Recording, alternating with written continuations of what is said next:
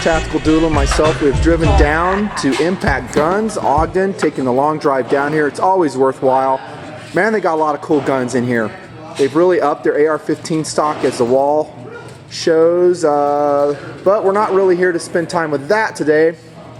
We're here to spend time with these, and their resident gunsmith, Terry. This is Terry. He's at Impact Guns Ogden. He's a very experienced gunsmith. We have brought him the Taurus PT 1911 for modification. Like I said in my tabletop review of that gun, great gun, high value, works great, but we kind of still want to upgrade it. Not super fond of the hammer that's on it. We would like a better, more crisp safety. I would like to have that grip safety lightened up a bit, maybe a little bit improvement done on the trigger as well. Terry's the man to do it. Lots of experience on 1911s, is that right? Yes, been gunsmithing for, well, I turned my first crew when I was a teenager, so well over 40 years. And how long have you been at Impact, Terry? 6.5, almost 7 years. Okay. And previous to that, what were you doing weapons related? I think you were with some PDs or somewhere, yes, you know? I was a local police department. I was the armorer with the police department for 20-some years. Okay. I worked at another gun store that in the local area was their gunsmith for about 5 years. Awesome. So you bring all that experience to here. You've seen lots of different ailments and modifications to this particular type, the 1911. Sure. I fully entrust your judgment on this. Like I said in the tabletop review, guys, these Wilson combat parts, high quality parts, they call them the value line. In other words, they're still extremely well made, but they're not their most expensive series. That's not a Wilson combat grip safety, nor are we going to install that. I think that's a Smith & Alexander part. But anyways, Terry, like we mentioned in the tabletop, he does say that needs to be fitted to work properly. Yes, and that's why we're experienced the hammer follow. We're going to follow his job on that gun in the back in his workshop. Also, we have a Smith & Wesson Model 638 airweight that needs a trigger job. This is awaiting a tabletop review in the Nut and Fancy project. You'll see that coming, but we're going to do the trigger job on it as well. In my opinion, this gun is going to be competing against a Ruger LCR as far as the trigger goes. I think that, out of the box, Terry, is a great factory trigger. Have you shot that gun? Yes, I have, and it's surprisingly smooth. It's a real nice revolver. Amen. I totally agree with that. And we shot it, this man right back there and I shot it last time, and very impressed for that. All right, so a little bit of work to do. I'm going to let Terry do his work. I'm going to film him. We'll throw and edit a video together. Let's get going. Okay. Terry, the master gunsmith, at his workstation. I was asking what he had on him at the time, and there you go. Colt Mustang, guys. The kind we talked about in the SIG P238 review. He and I were just talking about the reliability of the Colt Mustangs. Told him my experience. This is what Terry has to say about it.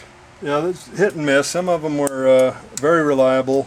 Some were not reliable unless you were shooting hardball ammunition mostly. And admittedly, that's what they were designed around. This one has been very good. It carrying Hydroshocks, federal Hydroshocks in it. That's what I use too. And they tend to work really well in this gun. Excellent. Just make sure, of course, I'm sure Nutnfancy has told you this before, whatever you're going to carry, make sure that you shoot 100, 150 rounds, something like that. Make sure it's going to be reliable with the ammunition that you're going to use. Mm-hmm. And you said something about the trigger, how nice it is on that gun? Generally, to a gun, every one that I've ever done, either the government model, the Mustang Plus 2, everything has had an excellent, crisp, light trigger. And they depart from the regular 1911 design in a few of the areas, one of which is the safety. Mm-hmm. It's strictly a hammer block safety. Okay. This is empty, we'll show you that. Yes. We safety checked them prior to filming too. If you'll notice the hammer really close, if you apply the safety, that'll move slightly back. Mm-hmm. That has got a ramp in there that actually lifts the hammer away from the sear and blocks it, so there's no way that it can go off or be knocked off, because this safety does block the hammer. Excellent. Another departure is that the safety, when applied, does not lock the slide. So when it's the safety is applied, the slide will still move.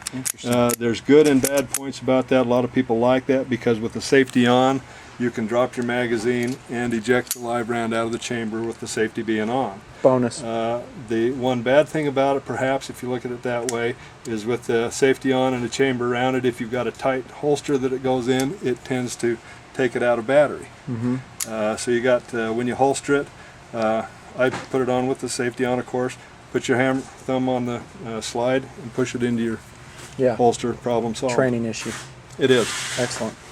So stainless. That's 100% stainless gun, isn't it? It is. Stainless frame, stainless slide. Correct. So if you had your choice between that and a brand new SIG P238 post recall, the one that's all fixed, which one would you pick? I don't know, because I don't have any empirical knowledge with the 238 yet, except with the one we've had in that we've shot. It was an excellent gun. It seemed to work really well. The one we reviewed, outstanding. I don't know several hundred rounds. This isn't for sale yet, but I will tell you that I do have a P238 on order. There you go. There you go. Yep. It'll be interesting to get your opinion of them. I think after you put some rounds through it. The 238, the biggest plus I see in it is the better sights. Yeah. These have got the low profile sights, same as the old mil spec 1911 sights. Correct. And they, in certain lighting situations, can be hard to pick up. But they're fine enough too. I mean, that's one. I mean, the nice thing about the P238 sights is they're very easy to pick up. They're low light, capable with the tritium inserts. Yes, they come both ways. Yeah, but they're blocky. There's not a great precision sight, but that's not really the POU on that gun. It's a backup gun. Yeah, remember what it's made for, and it's self-defense, and so it's pick up the sights quickly. You can use them. That's correct. Excellent. Okay. All right.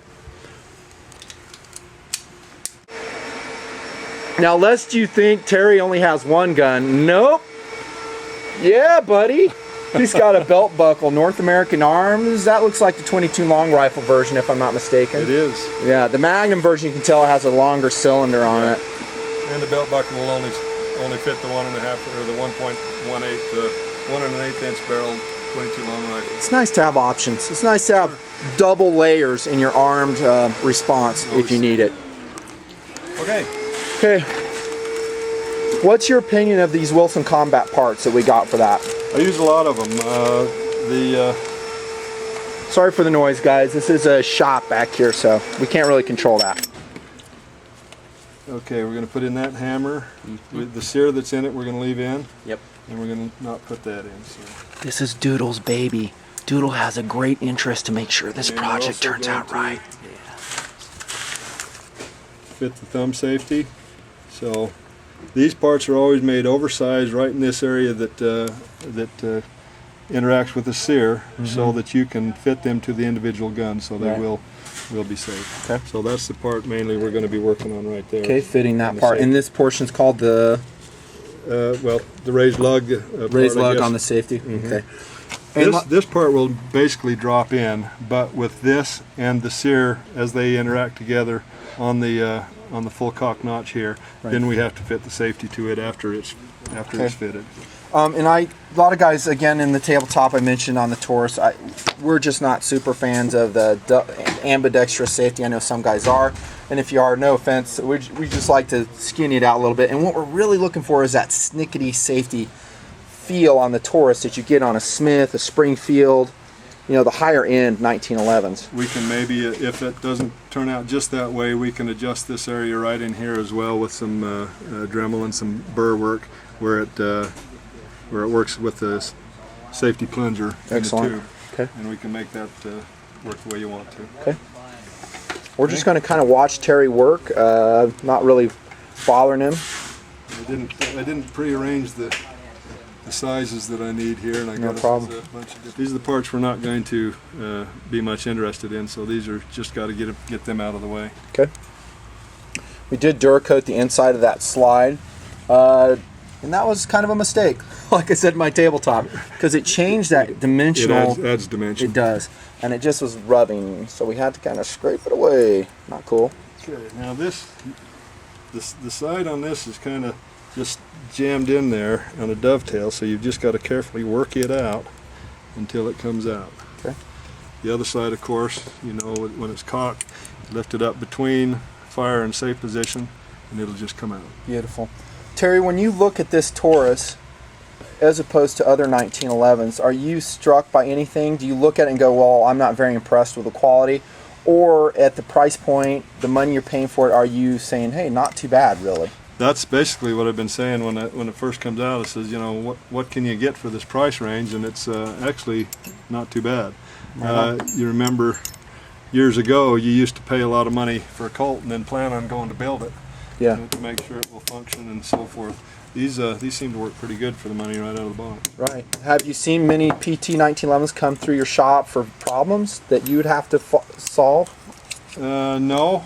What I mainly see them coming in for is like what you're doing here. Is maybe some owner enhancements. Upgrades and stuff. Yeah, just whatever the owner decides he wants.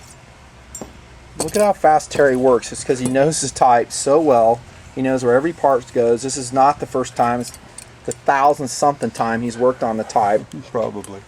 He just knows where things work.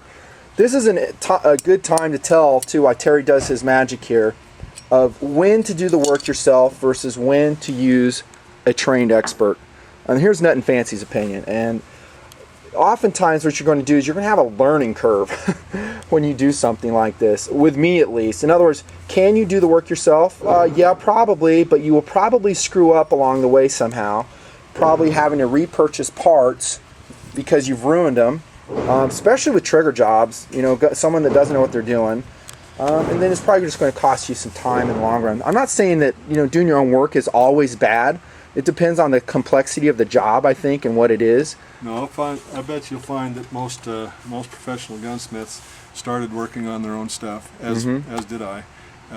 You buy a gun, you take it apart, see what makes it go, and see if you can improve it, sell it, buy another one, do the same thing all over again.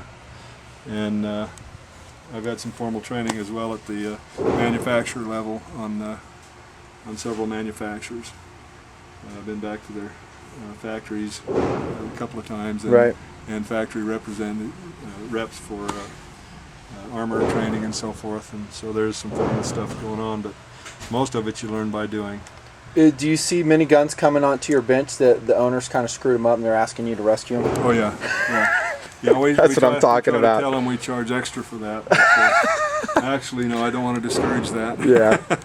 So just send it to Terry if you have one of your Frankenstein projects gone awry for you guys. We often get them. We call them basket cases. They come in bags, and it's always my brother, uncle, nephew, cousin, son did this, and this is the way it came. Yeah, it's never the person sending it to you. I never did this. I know better. Yeah, you did. Okay. Notice here on the trigger stirrup, we mentioned this earlier while I was talking off camera. These little tabs right here are adjustable to take the play out of the initial play out of it.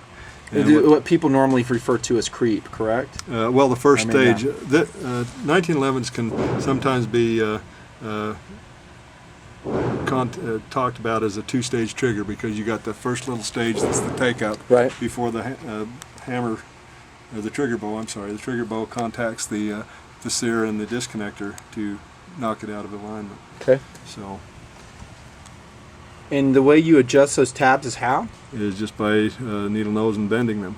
Once you got to be very careful because, and I hope it doesn't happen this time, because if you bend them, these are malleable, but they also will only go so far and they'll break off. Okay. You can get away with just having one work, to interfere with the trigger because there's no load bearing on it. So we'll just. How many hours a day are you at a bench on a busy day? On a busy day, I get here before we open at 10. I usually get here at 9, and I'm here till 5. And on a busy day, I'll be here all day. Yeah, and that's including your 3-hour lunch break, right? Yeah. That's why it's only 9 to 5 because I don't take lunch. Really, you just work straight through, dude. Straight on through most days. But I like it. So the day goes it's enjoyable, isn't it? Yeah. This is a lot better than police work. You know, Terry, I could be happy doing this job you're doing because I love working on projects. I love creating stuff. You guys know that. You see my Duracoating shop modification videos, me and Tackle Doodle and Inadvertent Smell working down the shop. It's fun. Yep. It's fun creating something. It's fun improving the device, whether in this case a 1911, maybe it's a rifle, just giving it more capabilities, customizing it to your own likes and dislikes. It just makes it that much cooler and more personalized to you. That's one reason why we Duracoated it, because it personalizes a 1911 to us and Tactical Doodle and myself. Get back to your question you asked, should you do your own work and so forth. Yeah. A lot of places, like I say, yes you can. Where I would be hesitant is on things we're doing here today. Work Correct. on the trigger. Yeah. The trigger, of course, is your last connection between you and the gun, and you got to remember, once you launch a bullet, you can't pull it back. Amen. So you could jeopardize your safety of using the firearm by your and others around you when you ineptness. when you take a gun out of the holster. You got to exercise your responsibility for your own actions because you're working with your dangerous things. Amen, brother. Terry, right on the money, Okay. brother. Okay, there's the hammer installed. Now what we're going to do is we're going to get up here and get a jig. That's the other thing. If you're going to play with the trigger parts, you need to have some jigs so you're not going at it helter-skelter. So you're maintaining the standardization and the tolerances and whatnot, huh? Yes, we've got angles that have to be maintained. Yep. Well, this is the old hammer. We'll get rid of that over here. But this is your half-cock safety notch, and that just falls in there to keep the hammer from going all the way. But when it's cocked, this goes into this position like this, and you've got to maintain those angles so that the sear doesn't slip out of the hammer. What was happening with my hammer follow? Well, you got to remember, if you're especially on an empty gun, some people like to drop a slide on an empty gun. I don't recommend that. I don't either. It's hard on parts. It's Yep. slamming things around. The bullet actually acts as a shock absorber for the Right. slide as it's Right. being fed from the magazine up the feed ramp into the chamber. So without that, you've got all that weight just hitting and slamming, and you're asking all these parts to get knocked out of position, because each one of these parts has inertia, and as the slide comes forward and knocks the gun, this can knock this out of position and falls down into the notch. That's what that notch is there for. Okay. For that, and also to catch it if if the thumb slips off while you're trying to cock it, Right. of course. And back to the do-it-yourself theme that we have running here. This is a specialized part that Terry's talking about, a jig. And you can make your choice. You want to do all the work that Terry's doing, you're probably going to have to find one of these, borrow it, or buy it. So I don't know about you guys, but I'm not willing to purchase a part that I probably won't use that much. Unless I'm a 1911 guy and that's all he does. You know, they do 19. Let's say you own like 20 1911. In that case, Doodle loves them. In that case, you know, maybe it makes sense to get all the parts and become expert at it. Because if you don't, then you have to pay a lot of money. You know, I understand that. So for me though, I'd rather pay an expert to do it. It's going to be more cost effective for me if I do 1 to 3 guns. Is that called stoning the part? That's awesome. Yes, it is. And this is cool? 18,000th shim that we're going to use in another area as well. But the 18,000ths, we'll lay that here to create the angle that you want to stone your sear face at. And so this is going to basically, where that's set up in here, it's going to maintain a square face. The other part, when we get to it, and that top portion, Terry, this is made out of what? this is a hard Arkansas. Okay. A real fine, hard Arkansas stone? This is real hard Arkansas stone. Yeah. There are other grades here that we can use. This is a black hard Arkansas, Okay. which is even finer. Depending on how much metal you want to remove, of course. Right. Finish This you want. this is a ceramic stone, Mhm. so it's made with the same thing as your tiles on your bathroom, basically. More for polishing? Yeah, they've all got different applications. This will remove more metal faster Oh, okay. than a hard Arkansas. Interesting. And a medium Arkansas stone, this one you can use as basically as a file, Okay. because it will remove metal quite quickly if you need to. Do you sharpen knives too? My own. That might be a separate video sometime. Terry and his knife sharpening skills. This is a little square stone that's made to right on the very end. You can use on your hammers to make sure that things are nice and square. These are specialized stones. They're quite expensive. Yeah. So we try to treat them real nice. Yep. They are specific for 1911 applications? This is what I use on 1911s Okay. almost exclusively. And then we can see some of the metal you've removed, and tell the viewers again what part that is that you're taking. This is the sear. Stoning the sear? top here is the sear nose, is what I call it. Okay. And you notice that it's only taken part of it right now. Yeah. So that's the only part that was connecting your hammer before, and that's a very good indication that may have been what a part of what was happening when you was experiencing some hammer following. Right on. So I'm going to be quiet for a minute because I'm Yep. counting. I want to do at least a So will I, 150 for a strokes. change. Oh, excuse me, that's my phone. It's a cool ringer. Okay. Now your polished, your stone surface goes from edge to edge, so it's been held square by the jig and the stone and everything. So we're going to call that good on the nose. So the next thing you have to do on the sear is to relieve the back portion of this notch that fits into that notch there, because this is not perfectly square. So this now is, Okay. so it won't fit in there correctly. So we're going to make a small area for it to fit flat into the square. We're going to do that by laying it against the foot and coming across the back of the face. Wow. And we're going to do that until the bevel takes up approximately 1/3 of the surface area. Wow. I would never have known that. This would take me hours, and I hope I don't sound like commercial. I'm just being honest with you guys.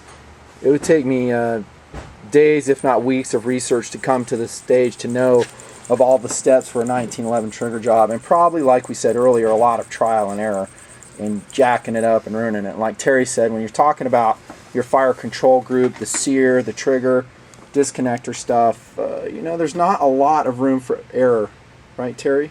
That's correct. I mean, he's talking thousandths of an inch here. You can see back here now we put a bevel on the back edge of that, and if you go up here it should take up approximately 1/3 of the area that we just stoned. Okay. And that gives a relief area for the back of this sear notch to sit into. Okay. Okay?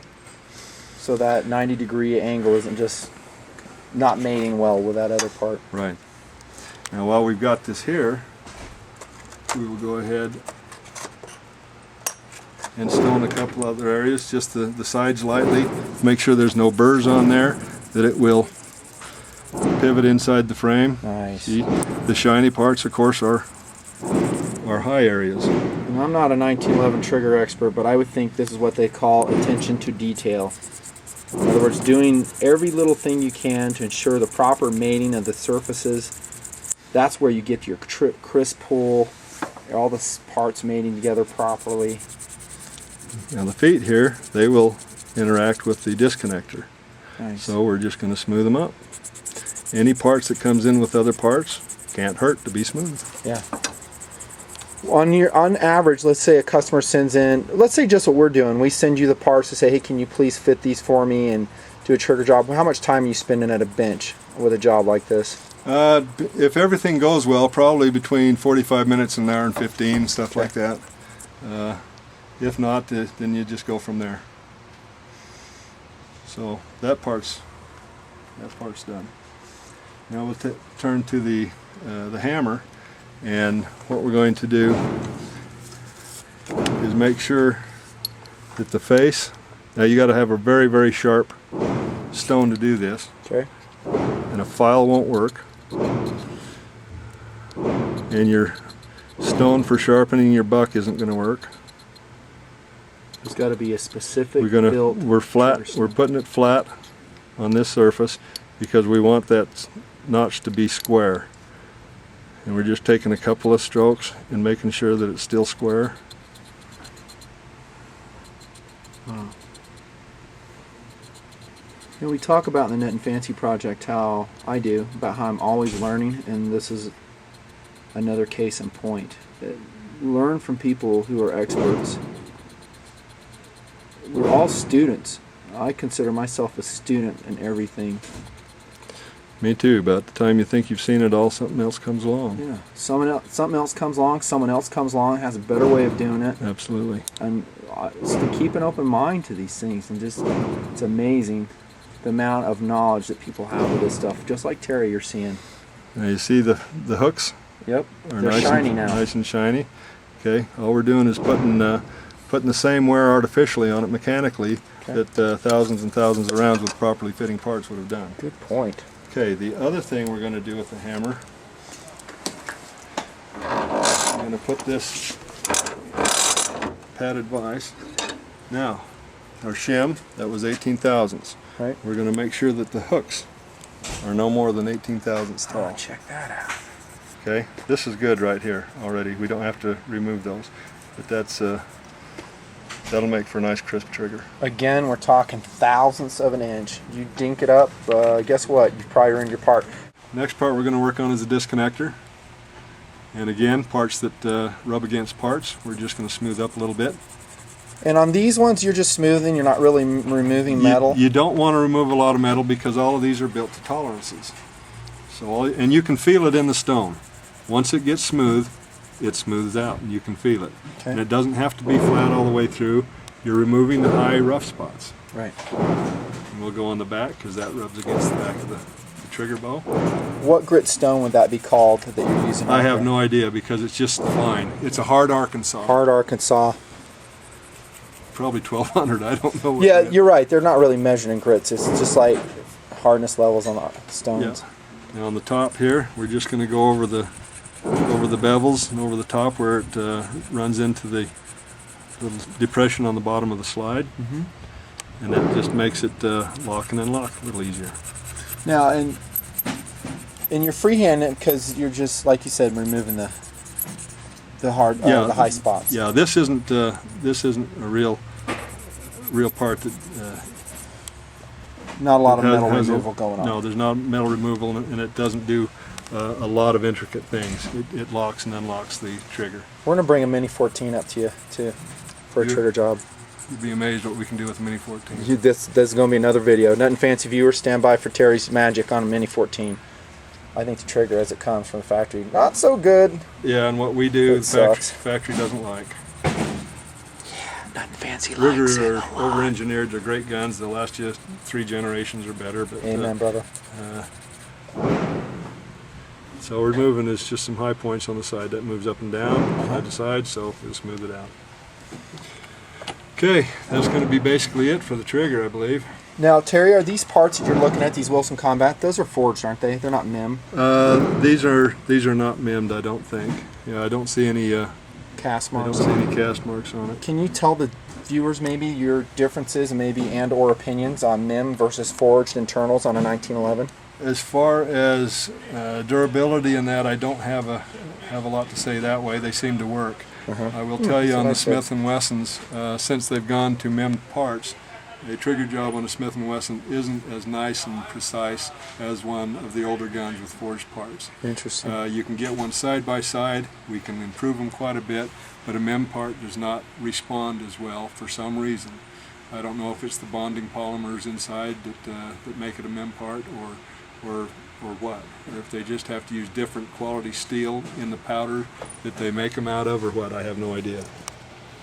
But they don't seem to be quite as they don't respond quite as well to a trigger job as the old forged parts. Right. I think this grip safety is probably MIM from Taurus. That's a Dura-coated Taurus part. See, it looks cast to me. See how that... It does look cast, but that doesn't necessarily mean MIM either. Really? Yeah, cast is a process. MIM parts are cast, but they don't have to be MIM just if they're cast. Interesting. Ruger's been casting their frames and everything Investment since casting. day one, the investment cast, and that is not a MIM part. Right. And that stuff works great. MIM stands for metal injection molding, and it's basically a powdered or sintered metal put in with a bonding agent, a polymer, into a mold under high pressure and heat that cooks away the polymer, is my understanding. Okay. And then as it comes out, it's basically a finished part, so it is very cost effective. Yeah, so they don't have to be grinding and doing all the machining on a part. If there's any machining to be done, it's very, very little. These parts here have to do with the firing pin safety. The trigger bowl will push this back, which will pivot and lift this part up, which will lift up on your firing pin safety. All of that stuff's got to interact. It's all works off of the trigger, so we'll smooth it up a little bit. And those are mating metallic surfaces, so if they are rough, it will result in a rougher trigger pull and maybe grip safety disengagement. Some people like to take these parts out and make it so the firing pin safety is inoperative. That's not a very smart thing to do from a standpoint of if you have to use it. If you get sued, and you will get sued, the lawyer will look at every little thing, and if you disengage any kind of a safety mechanism, you're opening yourself up to liability. Roger that. And this is similar to the Series 80 Colts. This being a Taurus, of course, it's their own version of it, but it does the same thing. What is your opinion on trigger jobs for defensive carry guns? I think anything that improves your ability to place your shot where it needs to go is a good thing. So you can look at it as a safety thing. If you're shooting or using your firearm to defend yourself or your loved ones or somebody like that, and anything that you can do to enhance the control you have over that tool is a good thing. I totally agree. However, you can go too far and make it too light, so we're not going to make this any lighter than about 4 pounds, so that you've got total control, but you don't have a AD or an accidental discharge. Amen. Now, Terry, as you stone these parts, do you know just from your experience level what needs to be done to achieve that around 4-pound trigger pull? Yes, the last part we're going to do last part of that has to do with your 3-finger spring, and you can adjust that last little bit to do what you need to do. This is the part that we're going to address for your grip safety. You said it was too tight. Yes, it was. Hard, so we're just going to relieve that tension a little bit. And that's the portion right there that's responsible for the grip safety. This is the one that runs the grip safety. So we're going to lessen the preload that's on it. Yeah. That's pretty technical. You didn't need a jig to do that? No, you're gonna feel that one. T-lar, that looks about right. Yeah. And we're going to do a little bit of stoning on these legs too because they interact with your other parts. Excellent. Okay, there's the top part on there. Legs intersect, so we'll see how that works. What's your feeling, Terry, as you continue to work here about building your own 1911? I have some opinions on it, but I want to hear yours. Maybe you get your own frame, your own parts, you put it all together, maybe you have someone do the work. Well, if you can't find what you want from a factory-made part, then that's the way you need to go. But it's I kind of look at it as like trying to build a car from parts. You're going to spend a whole bunch more money. Amen, brother. Depending on what you buy, of course. And if you're going to cut corners and get the cheapest of everything, you're going to have a cheap gun when you get done. Yep. Not necessarily just inexpensive, but cheap. I totally agree.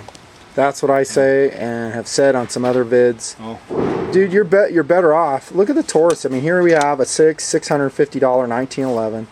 Does it match the quality level of, the Springfields, the Smiths, the Sigs, the Ed Browns, Les Bear? No, it doesn't, but it's well less than half, probably 1/3 the cost.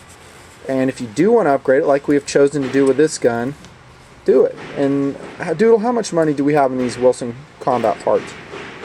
Probably not even $40. I think it's a little bit more than that, but I bet it's around 50-ish or something. We got them for good deals, I'll say that. Counting the grip safety though. Okay, so let's say $40. That's what we're spending on there. More for Terry's time, but for us it's worth it. But you're better off just to get a ready-made gun. And if you really want to have it run right, keep that factory warranty intact. Obviously, we're departing from that philosophy by modifying this gun. But if you keep a Taurus intact, something breaks, they'll fix it. They have a lifetime repair, as do many other 1911s. As soon as you start going off on your own thing, say, I'm going to build, and the same goes for other guns, not just 1911s, AR-15s. You have your own AR-15, you want to build it. I still think you're better off getting a pre-made, factory warranty-backed gun. And then, if you want to change it later, you can. This is the frustrating part, is getting this extra Peace.